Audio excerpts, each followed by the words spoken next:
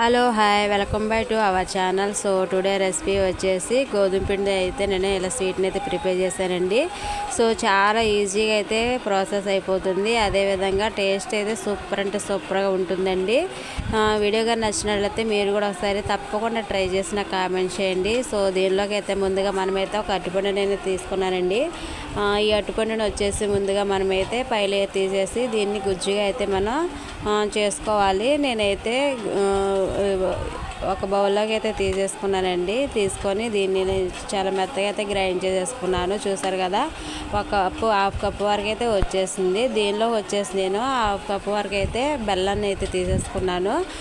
ఈ బెల్లాన్ని అయితే మనం ముందుగా గ్యాస్ పైన అయితే ఒక బాండి పెట్టేసుకొని దానిలో వేసుకొని కొంచెం వాటర్ అయితే యాడ్ చేసేసుకొని కరిగించేసుకుందామండి. సో ఇది కరిగేలోపు అయితే మనము గోధుమ పిండిని అయితే 2 కప్పుల వరకు అయితే తీసేసుకున్నానండి. నేను 2 కప్పుల గోధుమ పిండిలోకి అయితే నేను 1 కప్పు వరకు అయితే నేను ఈ కప్పుతో అయితే తీసుకున్నానండి. 2 కప్పులు.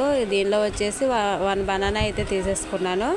అదేవిధంగా హాఫ్ కప్పు వరకు అయితే నేను బెల్లాన్ని అయితే తీసుకున్నాను. సో ఈ క్వాంటిటీ అయితే సరిపోతుంది. దీనిలో అయితే మీడియం సైజ్ కోకోనట్ అయితే ఒకటి తీసుకున్నానండి. దాన్ని అయితే ఇలాగ కచ్చాపచ్చాగా అయితే గ్రైండ్ చేసేస్తాను. దీన్ని కూడా ఇందులో యాడ్ చేసుకోవాలి. యాడ్ చేసుకున్న తర్వాత అయితే మొత్తం ఒకసారి అయితే కలిపేసుకోవాలండి. దీనిలో వచ్చేసి నేను యాలకుల పౌడర్ అయితే నేను చేసుకున్నానండి ముందుగానే. దాన్ని అయితే యాడ్ చేస్తాను. అదేవిధంగా కొంచెం సాల్ట్ యాడ్ చేసుకున్నాను. మొత్తం అయితే కలిపేసిన తర్వాత అయితే మనం బెల్లాన్ని కరిగించుకున్నాం కదండి. దీన్ని అయితే ఒకసారి వడగట్టేసుకుందాం. దీన్ని అయితే నలకలు ఏమైనా ఉంటే పోతాయి కదా. సో దీన్ని అయితే నేను ఇలా ఈ విధంగా అయితే వడగట్టేసానండి. వడగట్టిన తర్వాత అయితే ఈ బెల్లం సిరప్ని తీసుకొచ్చి మనం గోధుమ పిండిలో అయితే పోసుకోవాలండి. పోసుకొని బుడగలు ఏమీ లేకుండా కలిపేసుకోవాలి. కొంచెం గట్టిగానే పిండిని అయితే కలుపుకోవాలండి. సో నేను ఈ విధంగా అయితే కలిపేస్తున్నాను చూడండి. కొంచెం బెల్లం సిరప్ అయితే వేస్తూ పిండిని అయితే కలుపుకోవాలి. కరెక్ట్గా అయితే ఇవైతే కరెక్ట్గా అయితే సరిపోతాయండి. సో ఈ విధంగా అయితే కలిపేసాను. వండలాగా అయితే సరిపోతుంది. సో ఈ విధంగా కలుపుకుంటే సరిపోతుందండి. దీనిలో వచ్చేసి ఇప్పుడు బేకింగ్ సోడా అయితే వేసుకోవాలి. సో నేనైతే హాఫ్ టేబుల్ స్పూన్ వరకు అయితే బేకింగ్ సోడా వేసి దాని మీద కొంచెం అయితే వాటర్ వేసి మళ్ళీ ఒకసారి అయితే పిండి మొత్తాన్ని అయితే కలిపేస్తుందని చూడండి.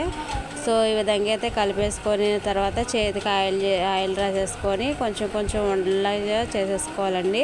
సో నేనైతే కొంచెం పిండిని తీసుకొని వండలా చేసేసుకొని ఒక ప్లేట్లోకి అయితే పెట్టేసుకున్నాను. సో వీటిని అయితే ఇప్పుడు మనం గ్యాస్ పైన ఒక గొంత పొంగనాల ప్లేట్ని అయితే పెట్టేసుకొని దానిలో అయితే కొంచెం ఆయిల్ అయితే వేసేయాలి. గొంతలన్నిట్లలో ఆయిల్ వేసిన తర్వాత అయితే మనం వండల చుట్టూ పక్కన పెట్టుకున్న వీటిని అయితే తీసుకొచ్చి ఈ గొంత పొంగనాలలో వేయాలండి. సో ఇంకే ఈ విధంగా అయితే వండలు చుట్టేసాను. వీటిని అయితే గొంత పొంగనాలలో వేసి లో ఫ్లేమ్లో పెట్టేసి గ్యాస్ని మూత అయితే పెట్టేసుకోవాలి. సో ఇవైతే ఒకవైపు ఎర్రగా కాల్చుకున్న తర్వాత అయితే రెండో వైపుకి అయితే టర్న్ చేసుకోవాలండి.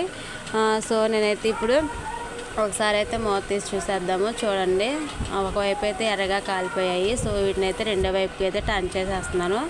మొత్తం అయితే టర్న్ చేసుకున్న తర్వాత ఇవి ఉడికిపోయిన తర్వాత అయితే మనం ఒక ప్లేట్లోకి అయితే తీసేసుకుంటానండి. చాలా ఈజీగా సింపుల్గా అయితే అయిపోతుంది. టేస్ట్ కూడా చాలా అంటే చాలా బాగుంటుందండి. సో ఒకసారి అయితే మీరు కూడా ట్రై చేసి కామెంట్స్లో అయితే నాకు తెలియచేయండి. టేస్ట్ అయితే చాలా బాగుంటుందండి. వీడియోగా నచ్చినట్లయితే తప్పకుండా సబ్స్క్రైబ్ చేసి షేర్ చేసి లైక్ చేయండి. సో మీరు కూడా తప్పకుండా ట్రై చేయండి. బాయ్.